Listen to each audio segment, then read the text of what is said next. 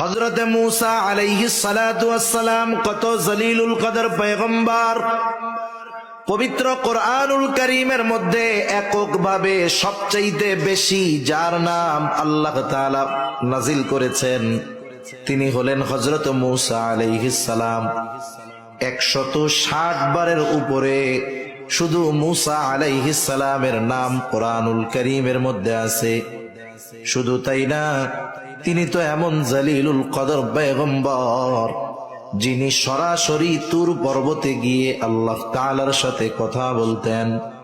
আল্লাহ তাআলা বলেন, ওয়াকাল্লামাল্লাহু মূসা তাকলিমা। আল্লাহ রাব্বুল আলামিন মূসা আলাইহিস সালামের সাথে সরাসরি কথা বলতেন। তিনি বনি ইসরাইলের জন্য নবী, গোটা বিশ্ববাসীর জন্য নবী না, বরং ইহুদিরাও এই দাবি করে যে মূসা আলাইহিস সালাম শুধুমাত্র ইহুদিদের জন্য নবী, বনি ইসরাইলের জন্য নবী। আমাদের আদি পিতার নাম কি একটু বলেন না? হযরত আদম আলাইহিস সালাম। এটা কিন্তু আকীদাগত বিষয়, কারণ নাইলে একদল মানুষ চিন্তা করবে আমাদের আসল পিতার নাম ভুলায়া বানর রে বাপ বানায় দিতে চাইবে, ঠিক না? হযরত আদম আলাইহিস সালাম মানব জাতির পিতা, কোনো সন্দেহ নাই, কিন্তু সব মানব জাতির জন্য আল্লাহ তাআলা ওনাকে নবী বানান নাই। হযরত ইব্রাহিম আলাইহিস সালাম কেমন জলিলুল কদর পয়গম্বর, আল্লাহ তাআলা ওনার উপাধি দিয়েছেন খলিলুল্লাহ, আল্লাহর বন্ধু। তিনি মুসলিম মিল্লাতের পিতা, তবে সব মুসলিমের জন্য নবী না।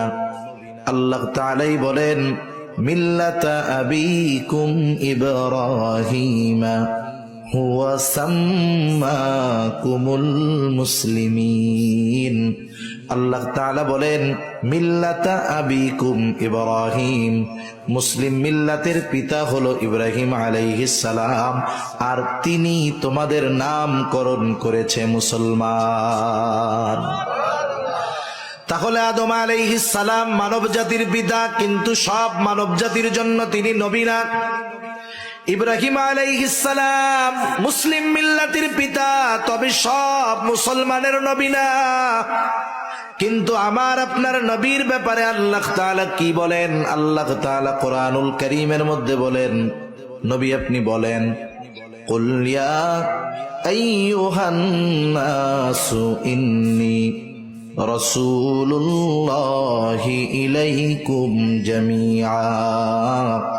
আল্লাহ তাআলা বলেন, নবী আপনি বলেন, ইন্নী রাসূলুল্লাহি ইলাইকুম জামিআ, আমি তোমাদের নিকটে সকলের জন্য রাসূল হিসাবে প্রেরিত হয়েছি।